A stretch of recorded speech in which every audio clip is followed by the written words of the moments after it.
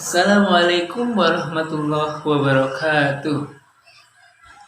Perkenalkan, nama saya Muhammad Fatih Ar-Royan dari kelas 1D PAI dengan NIM 121 20 20 159. Video ini dibuat untuk memenuhi ujian akhir semester Sejarah Peradaban Islam. Topik yang saya akan bahas yaitu Dinasti Umayyah, Dinasti Abbasiyah, masuknya Islam ke Andalusia, kerajaan-kerajaan Islam kecil, masa tiga kerajaan besar, lalu Islam di abad 19, 20, 21, dan yang terakhir Islam di Indonesia. Oleh karena itu, simak videonya.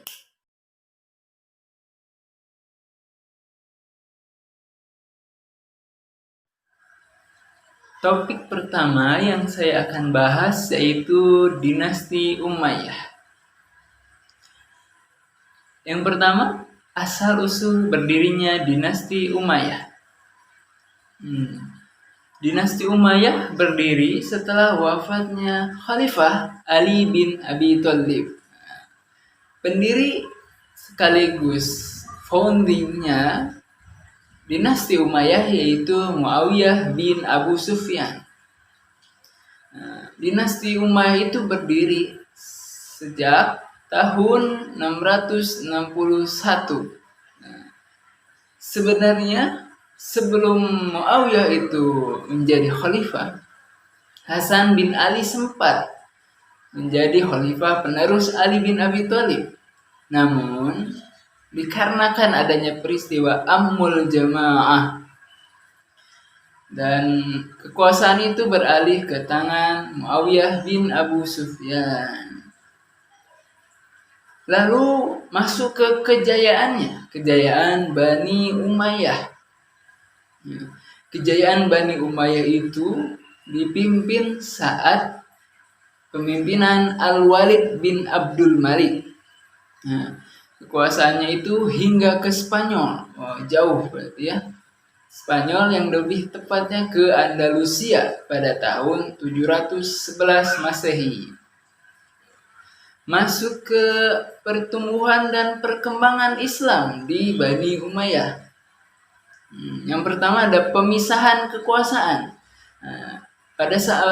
Pada zamannya Umar bin Khattab, kekuasaan itu meliputi 8 provinsi dan pada masa dinasti Umayyah dijadikanlah 10 provinsi. Lalu bidang administrasi, yang pertama ada Ar-Rasail, lalu ada Al-Kharaj, Al-Barid, Al-Khattam. Masuk ke organisasi ketentaraan. Jadi di masa pemerintahan Umayyah itu diberlakukannya wajib militer seperti di Korea Selatan sekarang gitu. Masuk ke kemunduran dan kehancuran dinasti Umayyah. Dinasti Umayyah mundur dikarenakan beberapa faktor, ada internal dan juga eksternal. Saya akan bahas yang pertama yaitu ada golongan yang memang tidak setuju dengan peristiwa tahkim. Jadi mereka itu bersepakat untuk mengkhianati dinasti Umayyah. Lalu yang kedua, ada golongan Syiah yang memang benci terhadap Muawiyah. Lalu adanya persaingan tahta yang memang terjadi karena keturunan-keturunannya yang tidak teratur saat menjadi raja. Lalu ada poin keempat yang terjadi di kerajaan Umayyah yaitu hidup bermewah-mewahan. Oleh karena itu raja-rajanya itu jadi lemah dan yang akhirnya menyebabkan kemunduran. Yang faktor terakhir, munculnya Bani Hashim yang dipropori oleh Abu Abbas As-Sofa. Itu mengatasnamakan Bani Hashim menyerang kepada dinasti Umayyah. Saya akan sebutkan raja-raja yang memang pernah memerintah di masa Umayyah. Yaitu ada Muawiyah, ada Yazid, ada Marwan, ada Abdul Malik, ada Sulaiman, Umar Abdul Aziz, dan yang lain-lainnya.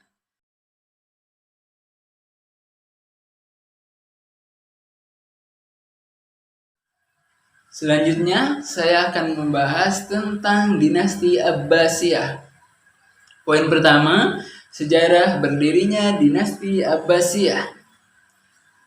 Dinasti ini didirikan oleh Abu Abbas As-Saffah, sekaligus pendiri dan founding sejarah dinasti Abbasiyah. Dinasti Abbasiyah berdiri dikarenakan mengambil kesempatan atas kemunduran dinasti Umayyah yang memang pada saat itu goyah atas kerajaannya. Tempat yang digunakan yaitu Khorasan dan Kufah. Abu Muslim yang saat itu menjadi sekutu dari Abbasiyah mengerahkan pasukan kepada Marwan yang pada saat itu menjabat sebagai Raja Umayyah. Marwan kalah, berlarilah dia ke Damaskus dan terbunuhlah di Mesir. Abu Abbas itu diangkat sebagai khalifah pada tanggal 28 November 749 Masehi. Lalu poin kedua, saya akan membahas tentang para khalifah yang memang berjasa dan terkenal di dinasti Abbasiyah. Yang pertama ada Abu Abbas As-Saffah. Beliau adalah pendiri sekaligus founding dinasti Abbasiyah pada tahun 721. Lalu ada Abu Ja'far Al-Mansur. Abu Ja'far Al-Mansur ini memerintah selama 25 tahun dan mendirikan ibu kota baru dan mendirikan istana. Lalu ketiga ada Harun Ar-Rasyid. Harun Ar-Rasyid ini di masa pemerintahannya disebut The Golden Age of Islam. Dikarenakan memang jasanya yang begitu besar. Di antara jasa yang begitu besar yaitu mendirikan Baitul Hikmah, yaitu perpustakaan terbesar di zamannya. Lalu ada Al-Ma'mun Ar-Rasyid. Beliau adalah anak dari Harun Ar-Rasyid. Beliau itu meneruskan pembangunan-pembangunan yang memang megah di masa ayahnya. Lalu ke Raja Al-Mu'tasim. Di masa Al-Mu'tasim itu ia berhasil menumbuhkan kesuburan ilmu-ilmu pengetahuan yang bersatu padu, ilmu antara ilmu Arab dan ilmu kebaratan. Masuk ke kemajuan masa dinasti Abbasiyah. Di bidang sosial budaya ada terjadinya proses akulturasi dan asimilasi budaya antara budaya barat dan budaya muslim. Di bidang sastra dan seni muncullah ilmuwan-ilmuwan seni atau syair-syair yang terkenal, dan seperti ada ilmuwan atau penyair terkenal seperti Abu Nawas. Di bidang politik dan militer membentuk Departemen Pertahanan dan Keamanan. Di bidang pendidikan dibentuknya Baitul Hikmah. Di Baitul Hikmah itu terjadinya persatuan keilmuan antara budaya barat dan budaya Arab seperti ilmu kimia, ilmu astronomi, matematika, dan lain-lain. Lalu ke poin terakhir, faktor kemunduran dinasti Abbasiyah. Ada dua, faktor internal dan eksternal. Faktor internal yang pertama, adanya perebutan kekuasaan. Bani Abbas bersekutu dengan orang-orang Persia. Itu menyebabkan keduanya yang ingin memerintah dan terjadilah perebutan. Lalu adanya munculnya dinasti-dinasti kecil yang memang memberontak kepada dinasti Abbasiyah. Lalu ada kemerosotan perekonomian, terus konflik keagamaan. Nah, faktor eksternal yang pertama yaitu ada perang salib, yang kedua ada serangan Mongolia ke negeri Muslim.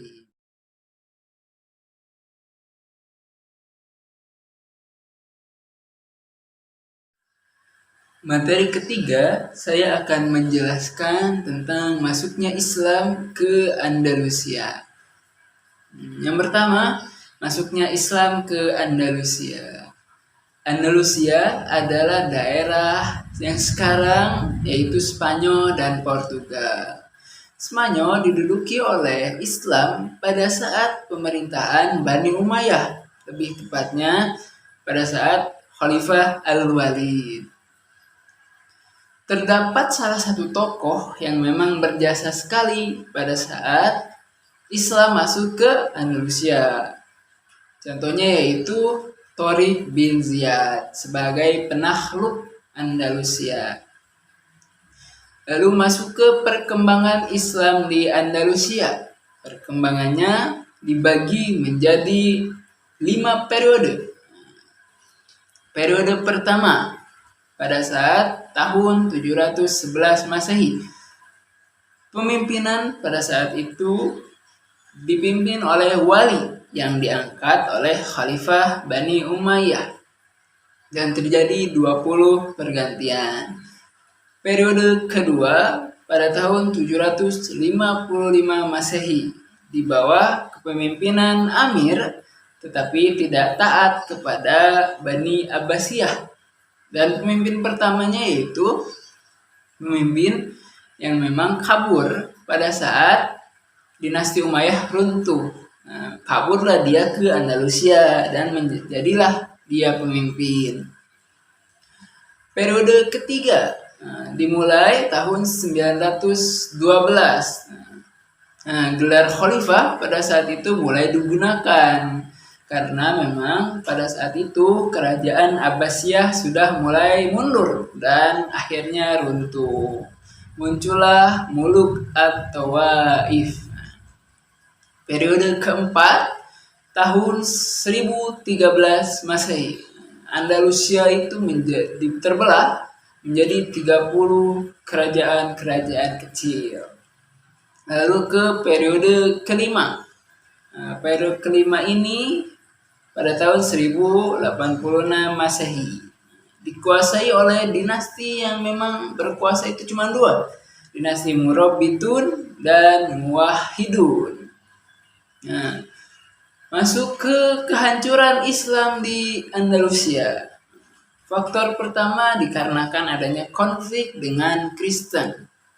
Lalu tidak adanya ideologi pemersatu. Yang ketiga ada kesulitan ekonomi. Dan yang keempat tidak jelasnya peralihan kekuasaan. Yang tadi saya sebutkan memang kekuasaannya itu tidak beraturan. Yang terakhir ada keterpencilan. Dikarenakan wilayahnya yang memang jauh dari wilayah Arab menjadikannya daerah terpencil.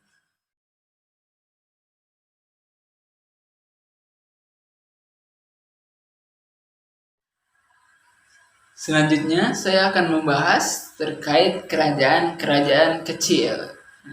Dibagi menjadi 2, yaitu bagian barat dan bagian timur.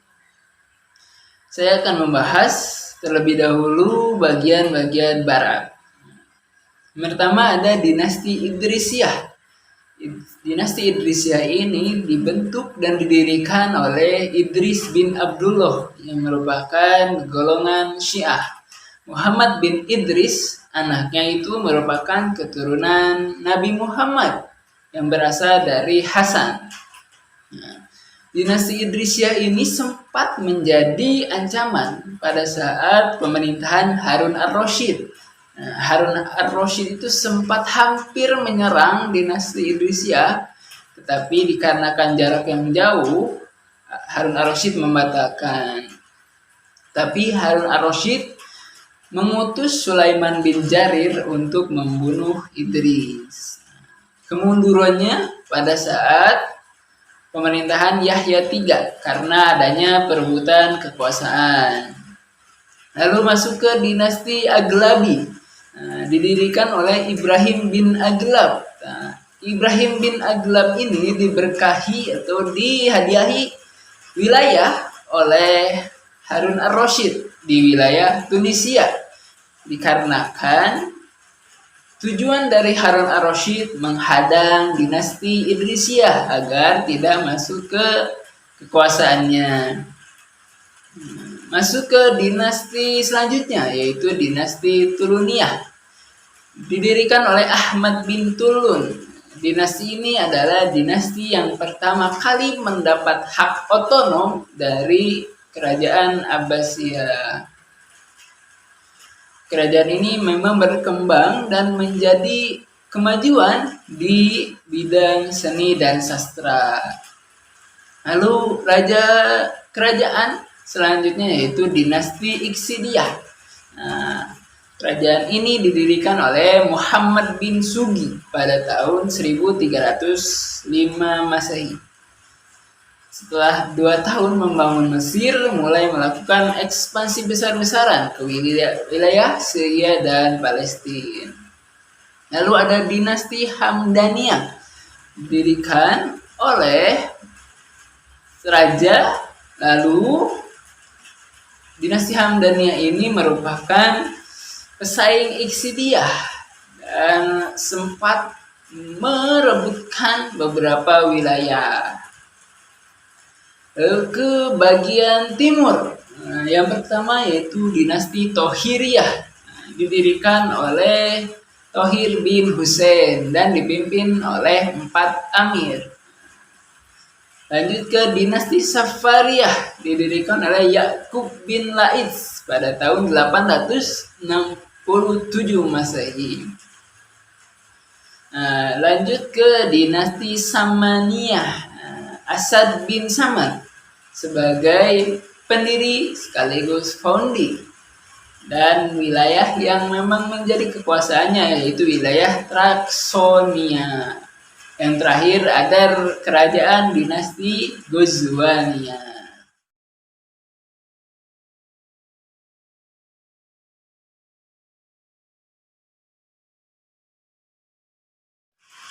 Selanjutnya, saya akan membahas terkait 3 kerajaan besar dalam sejarah Islam. Yang pertama yaitu kerajaan Turki Utsmani. Sejarah berdirinya terlebih dahulu. Pada saat itu Mongol menyerang daerah Ankara. Lalu Alauddin itu meminta bantuan dari Asugril. Asugril merupakan ayahnya Utsman. Lalu Asugril dihadiahi daerah oleh Alauddin. Asugril wafat dan digantikanlah oleh Utsman. Utsman pada saat itu mendeklarasikan diri sebagai Khalifah Turki Utsmani yang pertama. Lalu masuk ke masa kejayaan dan masa pembangunan dinasti Turki Utsmani. Pada tahun 29 Mei 1453, daerah Konstantinopel ditaklukkan oleh Muhammad II atau yang biasa disebut Muhammad Al-Fatih, yang juga bisa menaklukkan daerah sekitarnya seperti daerah Venice, Italia, dan lain-lain. Beliau menetapkan satu aturan yang memang mencengangkan, yaitu membunuh yang sedarah dalam menentukan kekuasaan itu halal. Lalu ada Bayazid, putra Salim I, yang terkenal dengan penguasa yang sangat kejam dan dijuluki oleh para warganya disebut Salim the Grim dikarenakan membunuh ayahnya dan saudaranya demi dia menjadi raja. Nah, lalu wafat digantikan oleh Sulaiman Al-Qanuni. Di masa Sulaiman Al-Qanuni ini kejayaan masa Turki Utsmani menjadi damai. Nah, lalu runtuhnya Turki Utsmani dikarenakan adanya gerakan nasionalisme yang diawali oleh Mustafa Kemal Atatürk pada tahun 1920. Dia bersekutu dengan Inggris, lalu pada tahun 1924 atau 1923 dalam literasi lain, dia menjadi presiden pertama dan mengganti sistem pemerintahan. Lalu beralih ke kerajaan kedua, kerajaan Safawi di Persia. Nah, awalnya kerajaan Safawi ini hanya gerakan tarekat biasa, namun gerakan-gerakan ini menjadi gerakan politik sepenuhnya. Nah, gerakan politik ini gerakan-gerakan yang memang didasari oleh Syiah. Lalu raja pertamanya yaitu pada saat Abbas I naik pada tahun 1587. Kemajuan-kemajuan yang dialami Safawi, yang pertama keagamaan. Paham Syiah menjadi paham mayoritas bagi pemeluk di daerah Persia. Tapi Sunni tidak dipaksa untuk bergabung. Di bidang arsitektur, memang berdiri banyak sekali masjid-masjid, seperti ada masjid 162 masjid yang berdiri. Lalu ada Isfahan yang memang indah. Lalu ekonomi. Di bidang ekonomi, dinasti Safawiyah itu bertumbuh pada pelabuhan Gumrun yang merupakan pelabuhan yang memang direbutkan oleh Spanyol, Inggris, dan Portugal. Nah, kemundurannya pada saat dipimpin oleh Sulaiman, yang memang Sulaiman itu benci pada aliran Sunni yang menyebabkan Sunni ingin memberontak. Kerajaan ketiga yaitu kerajaan Mughal. Mughal itu berdiri tahun 1526 Masehi. Di India, raja pertama yaitu Raja Babur. Pertempuran Ibrahim dan Zahiruddin.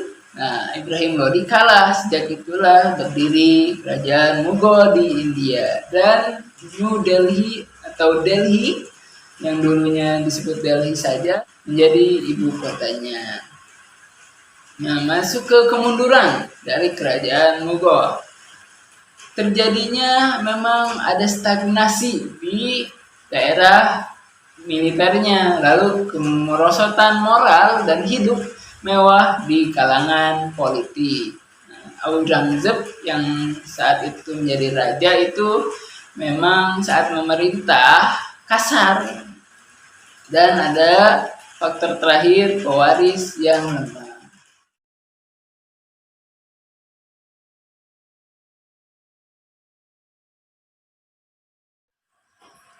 Selanjutnya, saya akan membahas terkait Islam abad 19, 20, 21. Yang pertama, Islam di abad 19. Pada abad ini, Islam mulai terpuruk.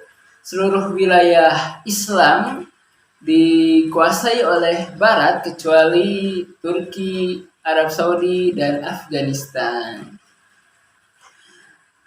Inggris yang memang dari barat itu menguasai Asia, India, dan Afrika. Dan ada juga beberapa wilayah yang dulu itu dikuasai oleh Turki Utsmani berpisah dan menjadi sekutu barat. Contohnya yaitu Yunani, Bosnia, dan lain-lain. Nah, faktor-faktor yang menjadi Islam itu runtuh yaitu pertama, politik Islam yang mundur sejak abad 17. Ekonomi Islam yang memang semakin hari semakin menurun dikarenakan biaya perang yang besar. Lalu pemikiran yang masih tradisional. Selanjutnya ekonomi barat yang memang berkembang pesat. Lalu ke abad 20, abad pembebasan diri dari jeratan barat. Nah, gerakan ini disebut gerakan modernisasi Islam dikarenakan ada beberapa founding yang memang menjadi tumpuan Islam itu bangkit, berpikiran bahwa Islam itu masih tradisional dan memang tidak bisa bersaing dengan Barat dikarenakan pemikirannya tersebut. Contohnya ada Muhammad Iqbal, Jalaluddin Al-Afghani, Muhammad Abduh. Nah, mereka berpikiran bahwa pemikiran Islam itu harus dirubah dan mengikuti zaman.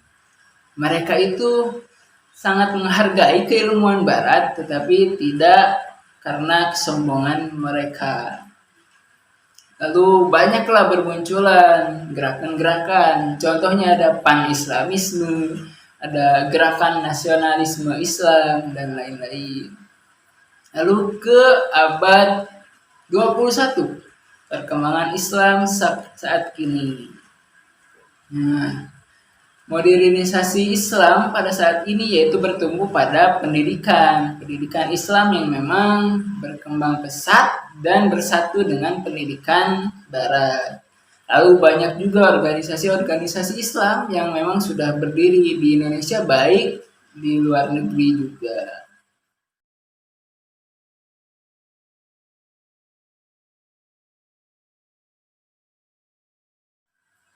Saya lanjut ke materi terakhir, yaitu Islam di Indonesia.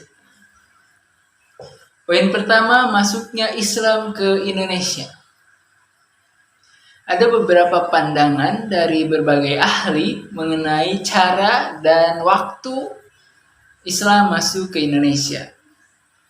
Ada yang memang berpendapat Islam masuk di abad 7 Masehi. Ada yang memang berpendapat abad 13 Masehi, dan lain-lain. Dan juga ada yang berpendapat mengenai bagaimana Islam masuk Indonesia. Ada yang melalui perdagangan dari Arab, ada yang juga dari Gujarat, ada yang dari Cina, lalu ada juga yang dari Persia. Strategi dakwah yang memang masuk ke Indonesia itu tidak melalui peperangan, tapi melalui strategi perdamaian. Contohnya ada perdagangan, lalu perkawinan, pendidikan, tasawuf, kesenian, dan politik. Lanjut ke materi kedua terkait Wali Songo. Wali Songo itu adalah wali 9 yang memang berpusat mendakwahi Islam itu di Jawa. Saya akan sebutkan wali-wali Songo itu dari 1 sampai 9. Yang pertama ada Sunan Gersik atau Syekh Maulana Malik Ibrahim. Beliau adalah wali Songo pertama, yaitu Sunan Ampel. Terus selanjutnya ada Sunan Bonang. Yang keempat ada Sunan Giri. Kelima Sunan Derajat. Keenam Sunan Kalijaga, ketujuh Sunan Kudus, kedelapan Sunan Gunung Jati, kesembilan Sunan Muria. Nah, selanjutnya yaitu masa kerajaan-kerajaan Islam di Indonesia. Yang pertama yaitu Kerajaan Samudra Pasai. Kerajaan Samudra Pasai itu terletak di Lok Sumawe. Kerajaan Samudra Pasai ini merupakan kerajaan pertama Islam di Nusantara. Nah, lanjut ke Kerajaan Aceh Darussalam. Kerajaan Aceh Darussalam berdiri dan terkenal dikarenakan memang pernah menyerang Samudra Pasai. Lalu Kerajaan Demak. Nah, kerajaan itu didirikan pertama oleh Raden Fatah dan mencapai kejayaannya pada saat Sultan Tenggono. Lalu ke Kerajaan Mataram. Pendirinya yaitu Sutawijaya. Lalu ke Kerajaan Banten, berdiri tahun 1526 di Banten. Lalu keenam ada Kerajaan Ternate dan Tidore. Yang ketujuh ada Kerajaan Goa Tallo.